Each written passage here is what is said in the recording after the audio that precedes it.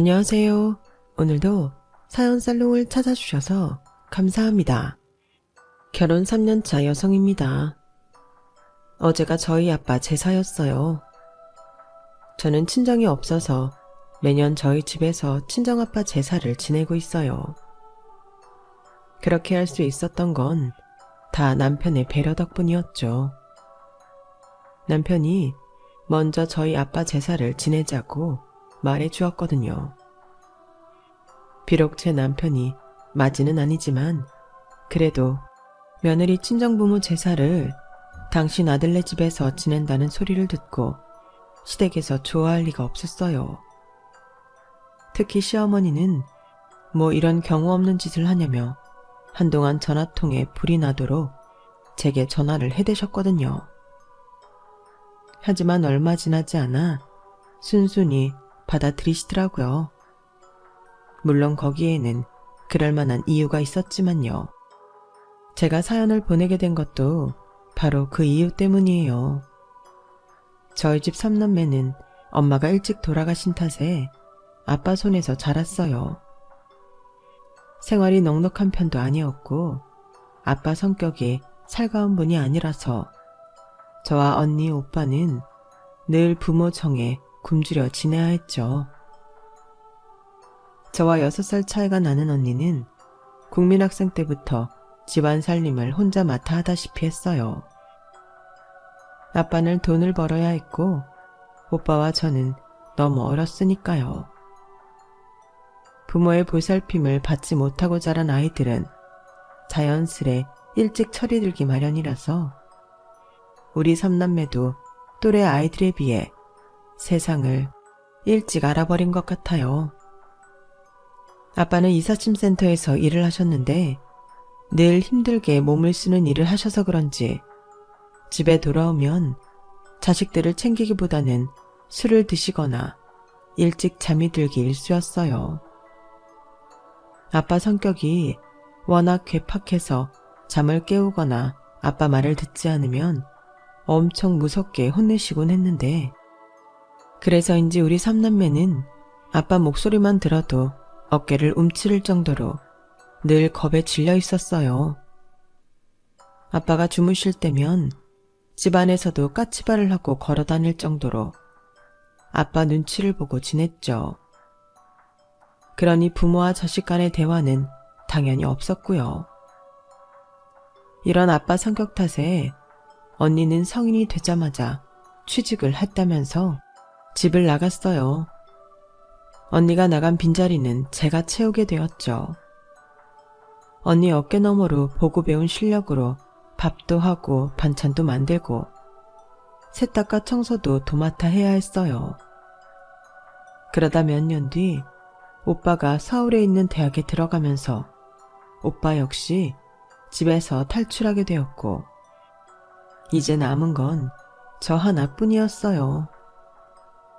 처음엔 저도 고등학교만 졸업하면 집을 나가야겠다고 생각을 했지만 아빠와 단둘이 살다 보니 그런 마음이 점점 사그라지고 말더라고요.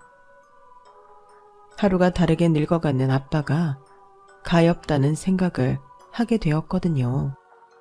자식이 셋이나 집에 있을 때는 집안이 떠나가라 호통도 치시고 본인 기분에 따라 자식들한테 화풀이도 하셨지만 언니랑 오빠가 연이어 집을 나가자 전처럼 집에서 소리를 치는 일도 사라졌어요. 가끔은 제 눈치도 보시고 제가 만든 음식이 입에 맞지 않아도 전처럼 화를 내거나 음식을 개수대에 쏟아붓는 일도 하지 않으셨죠. 한마디로 이빨 빠진 호랑이 같았어요. 그러던 어느 날이었어요.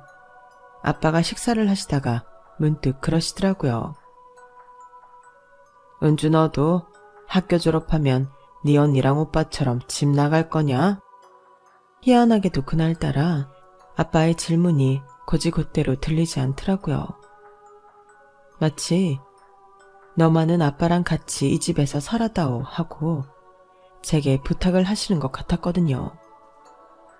그래서 나도 모르게 이렇게 대답을 해버렸어요. 나갈 생각 없어요. 갈 곳도 없고. 그러자 아빠는 아무 말씀도 않으시고 조용히 식사를 하셨어요. 속으로 그런 생각이 들더라고요. 그러게 집에 있을 때 잘 하랬다고.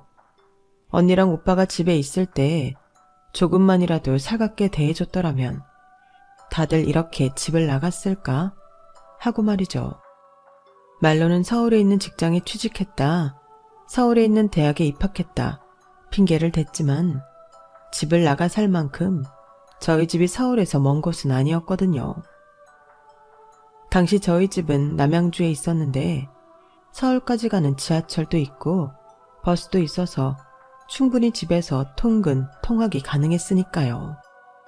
그런데도 굳이 집을 나간 건 전적으로 아빠 때문이었던 거죠. 아빠도 그걸 알고 계셨을 거예요.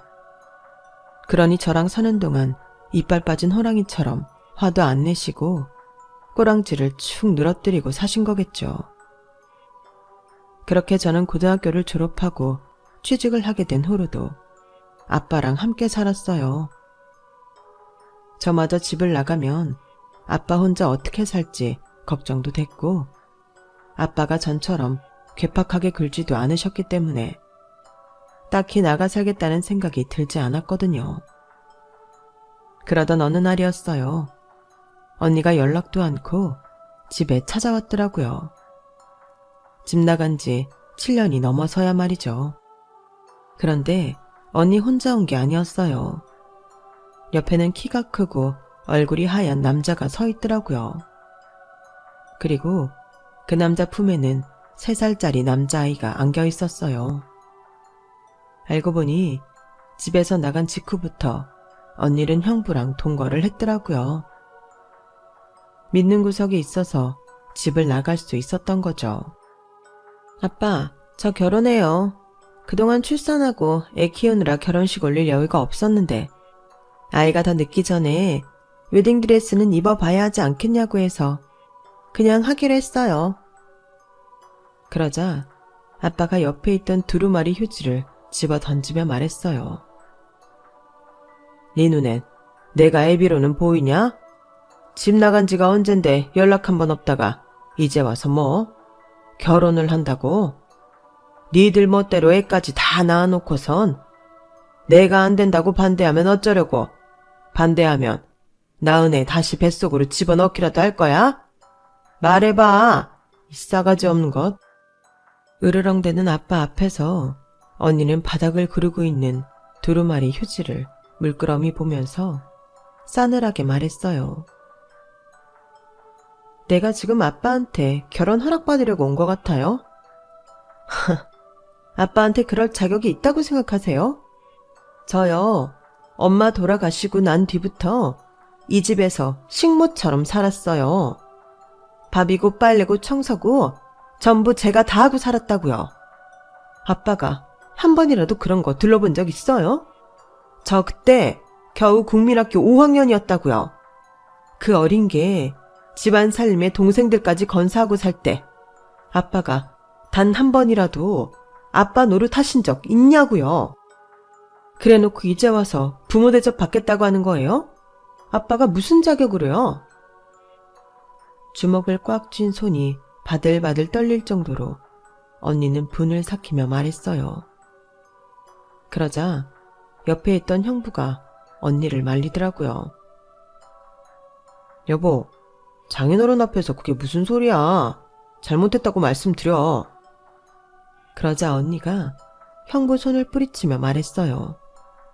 내가 왜? 내가 왜 사과를 해? 이럴 줄 알고 우리 집에 오지 말자고 했던 거야. 우리 아빤 죽을 때까지 절대 안 변해. 자기가 잘못했던 거 하나도 인정 안 할 사람이라고. 그런데 왜 나만 매번 참고 나만 사과를 해? 싫어. 나도 싫다고. 나 이제 안 참을 거야. 더는 아빠 비위 맞춰가며 안 살 거라고. 그러니까 자기도 우리 아빠한테 아무 기대하지 마. 결혼식에 아빠 부를 생각도 하지 말라고. 언니는 자리를 박차고 나가버렸어요.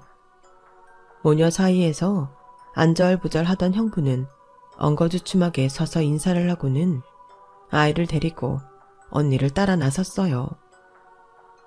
그날 언니네 가족이 그렇게 가버린 뒤 아빠는 방 안에 들어앉아 소주를 드셨어요. 안주도 없이 깡소주를요. 냉장고에 있는 밑반찬을 챙겨 안방에 들어간 저는 아무 말 없이 아빠 옆에 반찬 그릇을 내려놓았어요. 그리고 다음날 아침에 출근을 하려는데 아빠가 제 방문을 두드리시더라고요. 그리고는 방에 들어오셔서는 10,000원짜리 뭉치를 내미셨어요. 이걸로 네 언니 애 옷이라도 사줘라. 내가 줬다고 하면 안 입힐 테니까 네가 사준 걸로 해. 돈 뭉치는 못해도 50-60만 원은 돼 보였어요. 그래서 아빠한테 말했죠. 아빠, 애 옷 사라면서 무슨 돈을 이렇게나 많이 줘요. 20만 원이면 충분해요. 이건 가져가세요. 그러자 아빠가 멋쩍은 표정으로 지나가듯 말하시더라고요. 그냥 사줘. 남으면 네 언니 옷이라도 하나 사주든가. 입고 온 옷을 보니 형편이 어려운 모양이던데. 어제 언니 내외 앞에서 말은 그렇게 했지만 아빠 마음이 그런 게 아니었던 모양이에요. 그 짧은 순간에도 딸 자식 차림새부터 살핀 걸 보면 말이죠. 그래서 더는 말 않고 아빠한테 받은 돈으로 조카 옷이랑 언니 원피스를 하나 사서 전해주었어요. 그러자 언니가 저랑 눈도 제대로 못 마주치곤 연신 사과를 하는 거예요. 저한테 아빠를 떠넘긴 것 같아서 내 마음이 무거웠다면서 미안하다고요. 그래서 예전과 달리 아빠가 많이 변하셔서 힘들 거 없다고 말해주었죠. 얼마 뒤 언니는 뒤늦은 결혼식을 했어요. 아빠는 참석을 안 하시고 오빠랑 저만 둘이 혼주석에 앉았어요. 그래도 아빠한테 언니 웨딩 사진은 전해드렸어요. 부녀가 서로 화해할 용기는 없었어도 서로를 걱정하는 마음은 잘 알고 있었으니까요. 아빠와 언니가 다시 만난 건 3년 뒤 오빠가 결혼할 때였어요. 언니 때와는 달리 오빠 결혼식에는 아빠가 혼주석에 앉으셨거든요. 올케는 오빠랑 같은 회사에 다니는 사람이었는데 저희 집과는 한참 차이가 날 정도로 형편이 괜찮은 집 딸이었어요. 게다가 무남 동녀라서 부모 사랑을 독차지하고 산 사람이었죠. 그래서 그런지 행동 하나하나에 이기적인 모습이 많이 보이더라고요. 게다가 저희 오빠를 대하는 태도를 보니 마치 공주가 신하한테 하듯 하대를 하는데 어찌나 얄밉던지 몰라요. 그런데도 오빠는 자기 와이프를 공주 받들듯 하더라고요. 오빠도 언니랑 마찬가지로 결혼식 날짜까지 다 잡은 후에야 집에 찾아왔어요. 그것도 혼자서요. 그리고는 마치 통보라도 하듯 아빠한테 결혼식 날 제발 말조심 좀 해달라고 신신당부를 하더라고요.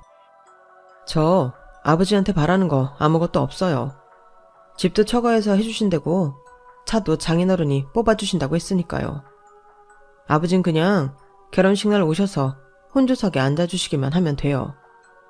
괜히 저희 장인 장모님한테 엄한 소리 하지 마시라고요. 그 말 하려고 오늘 온 거예요. 와이프 될 사람은 결혼 준비 때문에 바빠서 못 왔어요. 아, 그 사람이 이거 아버지 드리래요. 결혼식 때 입을 옷 없을 거라고 양복을 준비한 모양이에요. 오빠는 마치 거지 동냥 주듯 아빠한테 정장 한 벌을 쥐어주고는 1시간이 넘도록 이거 하지 말라, 저거 하지 말라 온갖 잔소리를 다 하고 돌아갔어요. 언니 때와는 달리 이번엔 아빠가 아무 말씀도 안 하시고 오빠가 하는 말을 조용히 들으시더라고요. 그런데 이상하죠? 아빠가 언니한테 화를 냈을 때보다 오빠 앞에서 조용히 계신 게 더 화가 나지 뭐예요. 그렇게 오빠가 돌아가고 아빠는 계단에 쭈그려 앉아 줄담배를 피셨어요. 잔뜩 오그라든 아빠의 어깨를 보니 나도 모르게 울컥하더라고요. 다 큰 자식들 앞에서 너무도 작아진 아빠를 보니 왜 그렇게 서글프던지.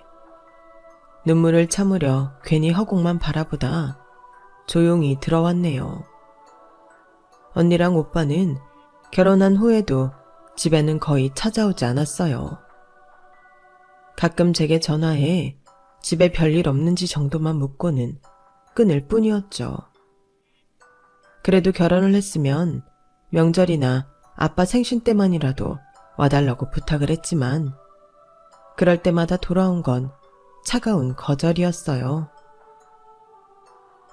얘, 너 아빠가 나한테 했던 거 기억 안 나? 우리 그이랑 애 데리고 갔을 때 아빠가 우리 애 한 번이라도 안아주디? 남들은 손주 바보가 될 정도로 그렇게 손주를 아낀다는데 우리 아빠는 정말이지 글렀어. 그러니까 너도 앞으로 나한테 쓸데없는 소리 하지 마. 자꾸 이러면 너도 안 볼 거니까. 언니는 단칼에 거절하고는 전화를 끊었어요. 오빠도 다를 바는 없었어요. 처가에 창피해서 어떻게 우리 집에 와이프를 데려오냐며 오히려 화를 내더라고요. 결국 세월이 흘러도 이 집에는 아빠와 저 둘뿐이었어요. 점점 힘에 부처하던 아빠는 이삿짐 나르는 일을 그만두고 창고 경비 일을 하게 되었어요. 아빠가 일하는 곳이 제가 회사 창고인지 가끔씩 모 회사 과자랑 껌, 젤리 같은 걸 집에 가져오시곤 했죠. 그러더니 하루는 뜬금없이 그러시는 거예요. 니들이 어렸을 때 내가 이 일을 했었다면 과자도 많이 가져다 주고 했을 텐데 아빠가 참 무정했지. 그때 나도 너무 힘에 부쳐서 그랬다. 네 엄마 가고 어린 자식이 셋이나 딸려 있는데 이것들을 어떻게 굶기지 않고 데리고 살까 그 걱정뿐이었거든. 사람이 밥만 먹고 사는 게 아닌 건데 그때는 애들 굶기지 않는 게 제일 중요해서 딴 생각은 할 겨를이 없었어. 나도 힘드니까 괜히 니들한테 짜증을 내고 돌아서면 그러지 말자고 해놓고도 또 버럭거리고 소리나 치고. 아빠가 참 철이 없었다. 네 언니 말대로 아빠 자격 없는 사람이야. 아무리 자신이 잘못했어도 절대 잘못했다는 말을 안 하던 아빠가 웬일로 자기 반성을 하는 걸 보니 기분이 이상했어요. 사람이 죽을 때가 되면 변한다던데 혹시 그런 게 아닐까 싶더라고요. 그런데 말이 씨가 된다고 다음날 아침 식사하시라고 안방 문을 열어보니 아빠가 바닥 요 위에서 안 주무시고 아무것도 안 깔린 바닥에 누워 계시지 뭐예요. 가자 아빠를 흔들었더니 꿈쩍도 않더라고요. 제가 흔드는 바람에 손이 바닥으로 툭 떨어지길래 너무 놀라서 119에 신고를 하고 아빠를 응급실로 모시고 갔어요. 다행히 발견 시간이 빨라서 큰 손상 없이 깨어나시긴 했지만 뇌경색의 후유증으로 아빠는 반신불수가 되고 말았어요. 그동안 타박상이나 근육통은 달고 사셨어도 몸 하나는 튼튼하셨던 분이 하루아침에 혼자서는 제대로 걷지도 못하고 젓가락질도 못하게 되자 정말 미치겠더라고요.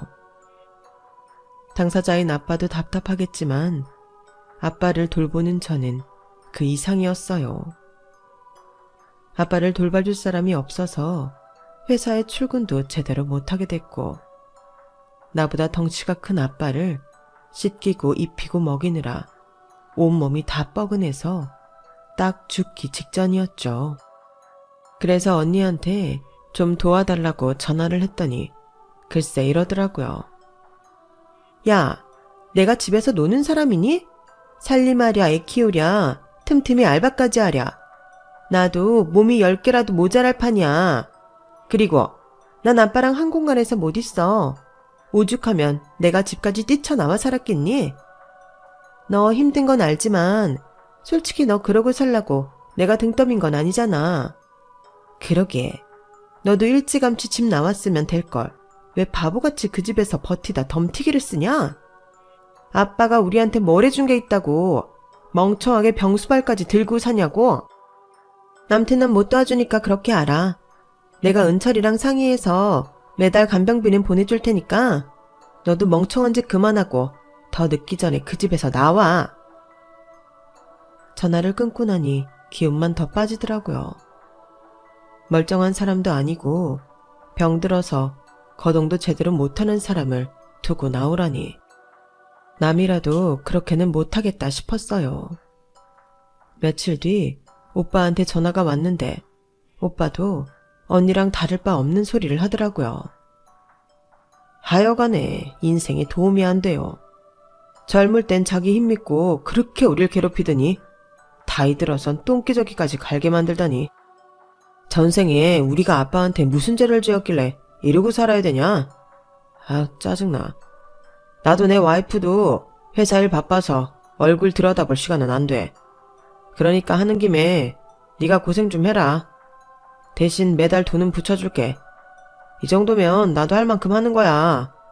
그러니 나 원망 마라. 부잣집 대릴 사위로 들어간 오빠는 간병비로 쓰라며 매달 200만 원씩 보내주었어요. 생각 같아서는 그깟 돈만 보내면 다냐고 따지고 싶었지만 그럴 수 없었어요. 사실 제가 일을 그만두고부터는 집에 수입이 없어서 형편이 많이 어려웠거든요. 아빠 병원비야 아빠가 쓰러지셨다고 연락했을 때 오빠가 돈을 보태줘서 잘 넘어갔지만 이후 아빠한테 들어가는 간병용품이나 생활비는 제 적금을 깨서 쓰고 있었거든요. 돈이 궁해지니 구차해도 어쩌겠어요. 화만 한번 삼키면 매달 돈 걱정은 안 할 수 있는데요. 생활비랑 아빠한테 들어가는 돈은 걱정을 안 하게 되었지만 24시간 아빠 옆에 붙어 있어야 하는 제 체력은 어떻게도 복구가 안 되더라고요. 그러던 어느 날이었죠. 당시 저랑 사귀다 헤어졌던 제 남편이 집에 찾아온 거예요. 저희 회사 사람한테 제 사정을 전해 듣고 바로 달려왔다고 하더군요. 솔직히 남편한테 이런 꼴을 보이는 게 너무 창피했어요. 사실 제가 남편이랑 헤어진 이유가 아빠 때문이었거든요. 아빠가 쓰러지시고 제가 간병을 맡아야 할 상황이 되자 제일 먼저 정리한 게 남편이었어요. 사귄 지 고작 반년도 안 된 상황에 구차한 내 상황을 설명하고 이해해달라고 말하기 싫었거든요. 그래서 좋아하는 사람이 생겼다고 거짓말을 하고는 헤어졌던 건데 이렇게 들켜버린 거였죠. 왜 진작 말 안 했어? 난 너한테 이런 일이 있는 줄도 모르고 널 얼마나 원망했는지 알아? 그런데 다른 형제들은? 설마 너 혼자 하루 종일 아버님 간병을 해왔던 거야? 너 죽으려고 환장했어? 그럼 어떡해. 언니고 오빠도 다 안 하겠다는데. 나마저 병든 아빠를 두고 도망치라는 거야? 내가 어떻게 그래. 내 아빠인데. 내 말은 그런 게 아니라 이 힘든 걸 어떻게 너 혼자 감당하냐는 거지. 요즘엔 나라에서 지원해주는 부분도 많고 간병 쪽으론 자원봉사를 하는 분들도 있는데 왜 알아보지도 않고 혼자 떠안고 살았냐는 말이야. 일단 내가 한번 알아볼게. 다른 건 몰라도 간병인 지원을 받을 수 있을 거야. 이후 남편 덕분에 정부에서 지원해주는 간병인 바우처도 받을 수 있게 되었고 그 밖에 지원 물품도 받을 수 있었어요. 행정복지센터에서 직접 직원이 찾아와 저희가 지원받을 수 있는 부분을 꼼꼼히 설명해 주셨고요.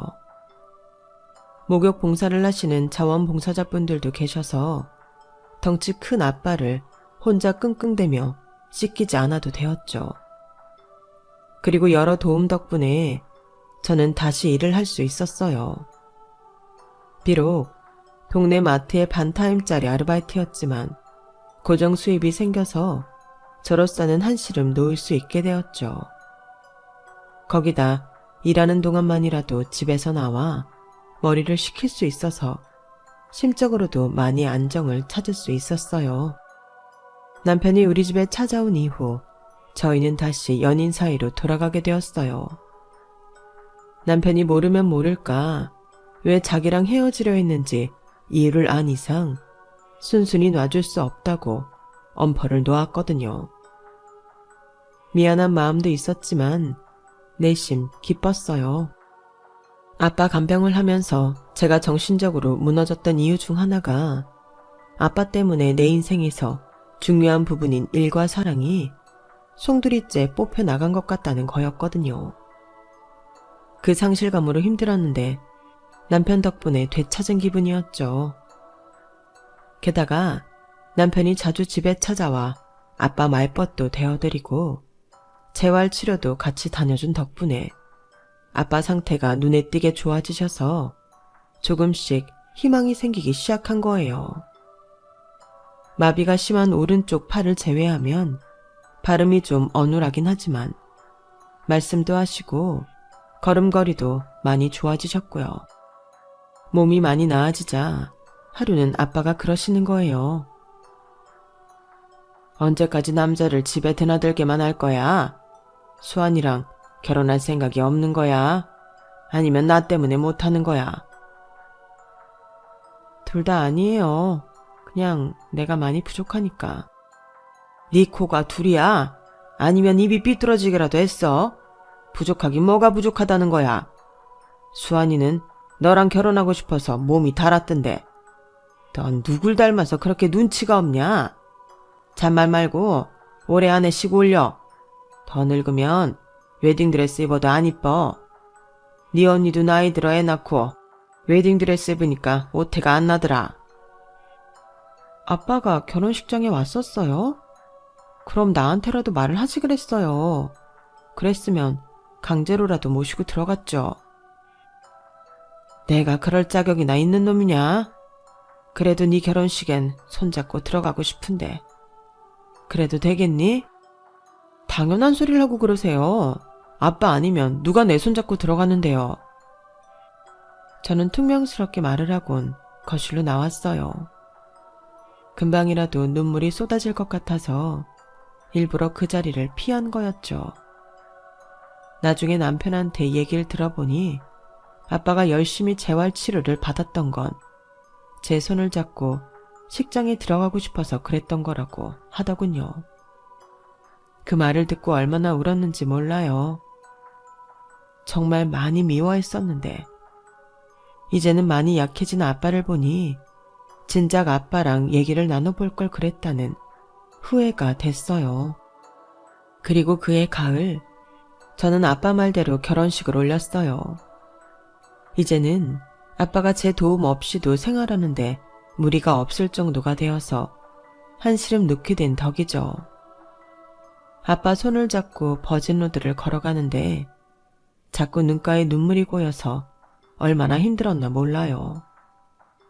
어릴 땐 그렇게 크게 느껴지던 아빠 손이 그 사이 많이 작아지고 수척해진 것 같아서 가슴이 너무 아팠거든요. 신혼여행을 떠나려고 웨딩카에 오르는데 아빠가 제 남편 손을 꼭 잡고 그러셨어요. 우리 은주 잘 좀 부탁하네. 못난 애비 때문에 이날이 때까지 고생만한 아이야. 꼭 좀 부탁하네. 걱정 마세요 장인어른. 제가 무슨 일이 있어도 은주는 꼭 지키겠습니다. 걱정 마시고 저희 신혼여행에서 돌아올 때까지 마음 편히 계세요. 그래 고맙네. 은주야 행복해야 한다. 행복하라는 그 말은 아빠의 마지막 유언이 되었어요. 우리가 신혼여행을 떠난 지 3일째 되던 날 아빠가 뺑소니 차량에 치여 세상을 떠나셨거든요. 남은 신혼여행 일정도 취소하고 돌아온 우리 부부는 장례식장으로 달려갔어요. 그런데 침통한 분위기에 빠져 있어야 할 장례식장이 난장판이 되어 있는 거예요. 상주를 맡고 있던 오빠가 살벌하게 덩치가 큰 남자들한테 둘러싸여 멱살까지 잡혀있더라고요. 그 사람들은 저희 아빠한테 받을 빚이 3억이나 있다면서 자식이니 당연히 그 빚을 대신 갚아야 한다고 고래고래 소리를 질렀어요. 오빠는 자기는 모르는 일이라고 그 소나기에서 빠져나오려고 발버둥을 치고 있었죠. 그 사이 누가 신고를 했는지 경찰이 장례식장 안으로 들어왔고 다행히 장례식장은 안정을 찾을 수 있었죠. 그러자 오빠가 저랑 언니를 향해 투덜거리는 거예요. 은주 너 알고 있었어? 아버지한테 빚 있다는 거? 누나. 아니다. 누나는 연락 끊고 산 지가 언젠데 그걸 알았겠어. 은주 너 알고 있었냐고. 아니 모르는 일이야. 아빠가 뭐 하는데 빚을 져. 빚이 있었다면 지금까지 빚쟁이들이 집에도 한번 안 찾아오고 조용했겠어? 뭔가 잘못됐을 거야. 그러자 오빠는 짜증을 내며 말했어요. 아 몰라. 난 상속 포기할 테니까 두 사람은 알아서 해. 안 그래도 와이프가 얼마 전부터 이혼하자고 난리여서 사람 미치겠는데 별게 다 사람 골치 아프게 하네. 누나는 어떡할 거야? 상속 포기할 거지? 어? 당연히 해야지. 은주 너도 해. 괜히 덤태기 쓰지 말고. 장례식이 끝나기도 전에 언니와 오빠는 발빠르게 상속 포기 신청부터 했어요. 하지만 저는 그럴 정신도 없었고 무엇보다 제가 아는 아빠는 남의 돈을 빌려 쓸 사람도 아닌데다가 허투루 돈을 쓸 사람도 아니어서 일단 지켜볼 생각이었어요. 그렇게 아빠 장례를 마치고 집에 돌아온 저는 그대로 잠이 들어버렸어요. 13시간을 비행기를 타고 한국에 돌아와 연속 이틀을 날을 새고 장례식장을 지킨 탓에 체력이 완전 소진됐거든요. 그런데 그날 꿈에 아빠가 나오신 거예요. 아빠는 낡은 지갑을 제 손에 꼭 쥐어주시며 그러시더라고요. 은주야, 이거 받아라. 여기에 내 죽음의 비밀이 들어있어.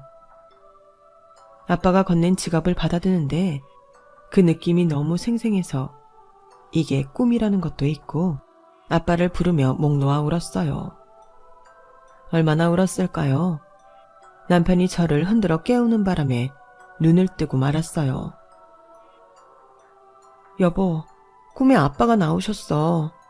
근데 아빠가 지갑을 주시면서 거기에 아빠가 죽은 비밀이 있다고 하시는 거야.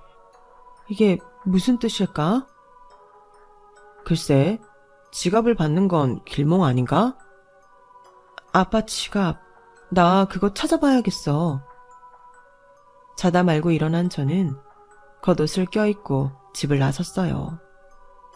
막 택시를 잡으려는데 뒤따라 나온 남편이 차창 밖으로 저를 부르더라고요.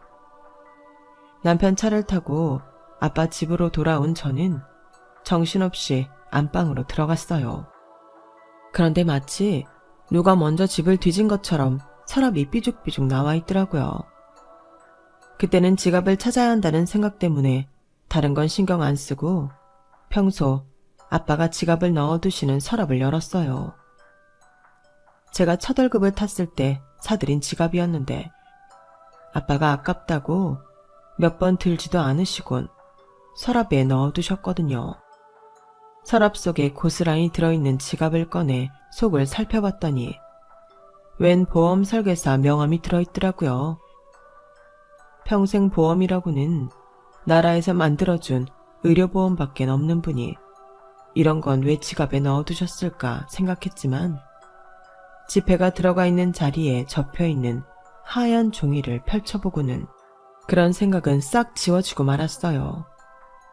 거기엔 형부와 언니가 쓴 각서가 들어있었거든요. 아빠 이름으로 대부 업체에서 3억을 빌렸다는 내용으로 혹여 아빠가 갑자기 세상을 떠나시더라도 저한테 피해가 가지 않게 언니네 부부가 그 돈을 갚아 나가겠다는 내용의 공증 각서였어요. 아빠가 빌려 썼다던 3억은 언니네 부부가 빌린 돈이었던 거죠. 그래놓고는 자기는 모른다고 발뺌을 하다니 피가 거꾸로 솟는 것 같더라고요. 그래서 그 길로 언니네 집으로 찾아갔어요. 아주 세상 모르고 자고 있더라고요. 언니, 3억에 대해 나한테 할 말 없어? 3억? 그거 아빠가 빌린 돈이잖아. 근데 그건 왜? 너 아직도 상속 포기 안 한 거야? 그놈들이 너네 집에 찾아갔어?